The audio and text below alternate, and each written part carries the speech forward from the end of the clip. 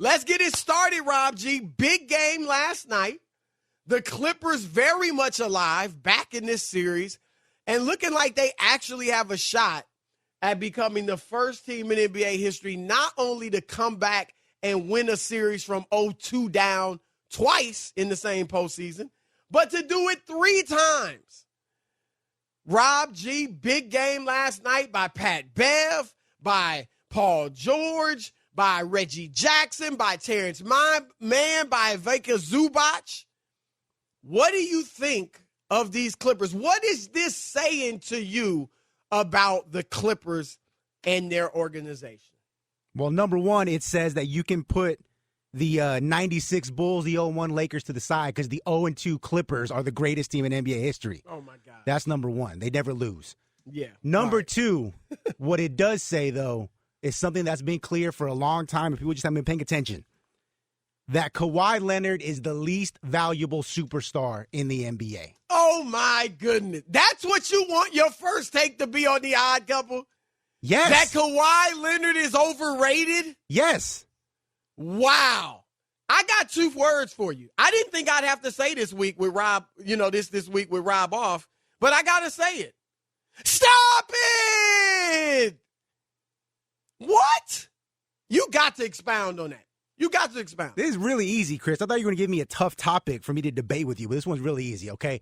Kawhi did not become Kawhi, the all caps Kawhi, until like 2017, okay? Since then, and even if you discount the year that he sat out the whole season. Played 9 games, right. His teams have won at a 60% clip without him, okay? Kawhi Leonard, for all of his gifts, his shooting prowess, his defensive ability, one thing he does not do on the floor, though, is make his teammates better. And that's evidenced by his career assist per game being under 3. So on the floor, we've seen now that these Los Angeles Clippers down 0-2, whether Kawhi's there against Dallas and against Utah or he's not against the Suns, they find a way to bounce back and win. But I want to focus on something else more specifically to last night. Kawhi's down with a sprained ACL, we've been told. Of course, he's at Staples Center. I don't expect him back. No. I do not expect him back. So he's at Staples Center, getting a lot of TV time. Him and his kids and his... Chris, where was Kawhi Leonard seated at Staples Center last night? Skybox. Okay. Loge, mid-level loge, it looks like. So why is it that the best player on the team, supposedly your leader, can't sit with the rest of the team? I didn't know that a sprained ACL meant you can't sit on the bench next to Serge Ibaka and his bad back or next to Steve Ballmer and his $11 million, paycheck that he's got. But supposedly he gave a little halftime speech. Yeah, so apparently he's okay enough. He's in the locker room to take the elevator down from the suites into the locker room to say 7 words. I don't think Kawhi's going to say much. He might give a high five to one or two guys. I heard it was a rousing Yeah, speech. no, you lying. Don't lie. And then goes right back up to the suite level. So if you're not making your teammates better on the floor, if you're not being the emotional leader off the floor, then how is it that you are that valuable as a superstar? Are you done? I would love to see you go back to this, Chris. Oh, my gosh. This is simple. This is easy work. What does Floyd Money Mayweather say? Light work. Light work, ladies and gentlemen. And here we go. All right, Rob G, here's how he does it. He got game. That's how he does it. He locks down the opposing scores when need be. He has one of the best mid-range games in the league. That's how he gets it done. And he can hit the 3, and he can finish at the rim. He's one of the most respected players, one of the most toughest players in the league. And you are basing all of this on 3 games? 3 games. I'm basing it on 5 seasons, They beat a Utah team. 5 seasons. I'm going to get to your little 5 seasons.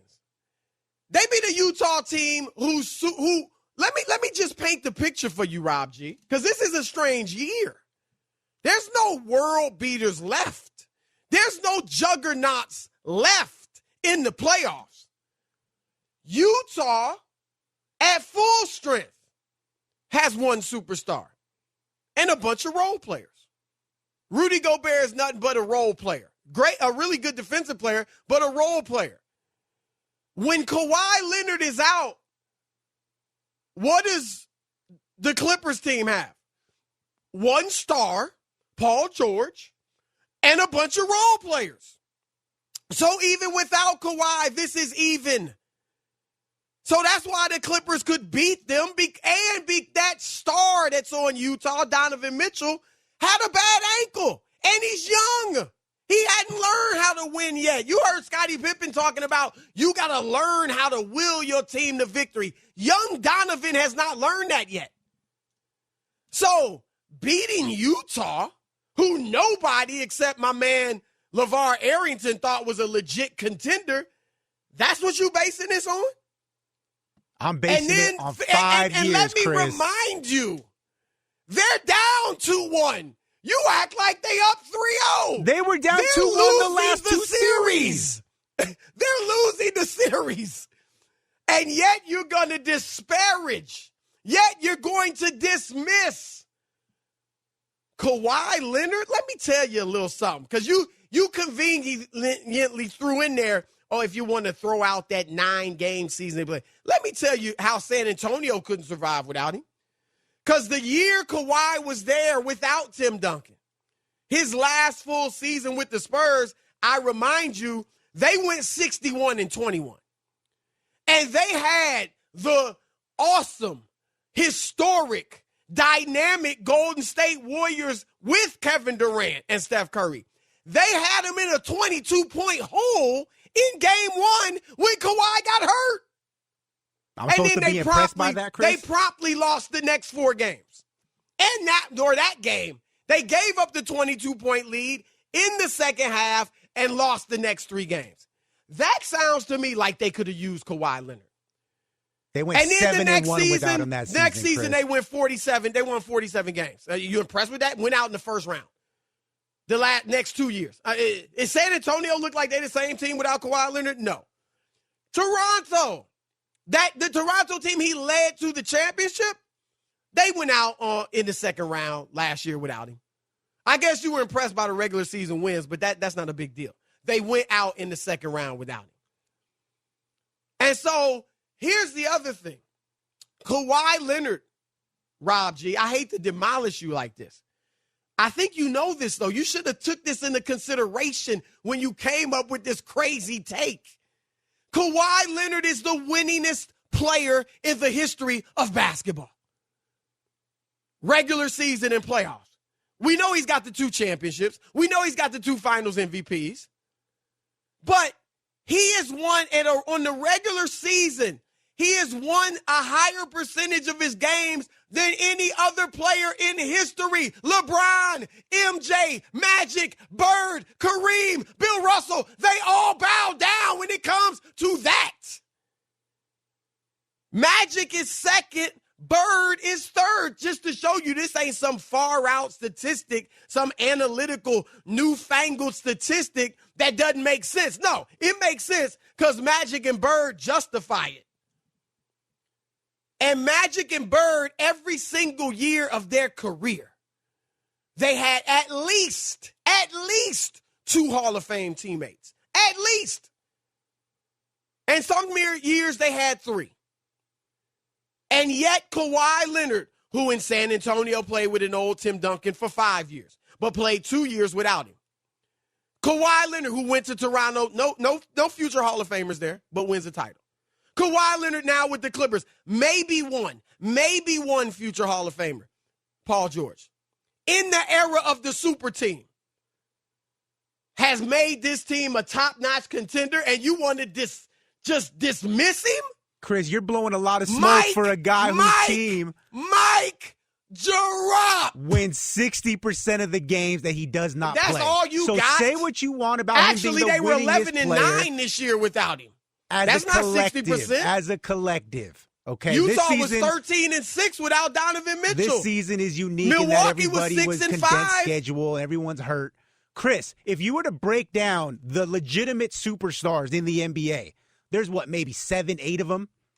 Tell me with a straight face that Kawhi Leonard is more important to his team than any of the other guys. Well, one reason many of the others might seem to the untrained eye. Oh, get out of here. Stop it, Chris. No, real talk, is because many of the other superstars dominate the ball and do everything. So they're the system. Luka's the system. LeBron's the system.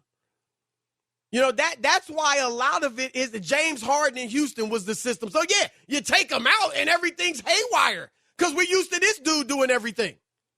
I mean, Brooklyn was moving this year without Kevin Durant. James Harden and Kyrie Irving was doing work. So, Rob G, 0-1. You got 2 more tries. But right now, you are 0-1, my man.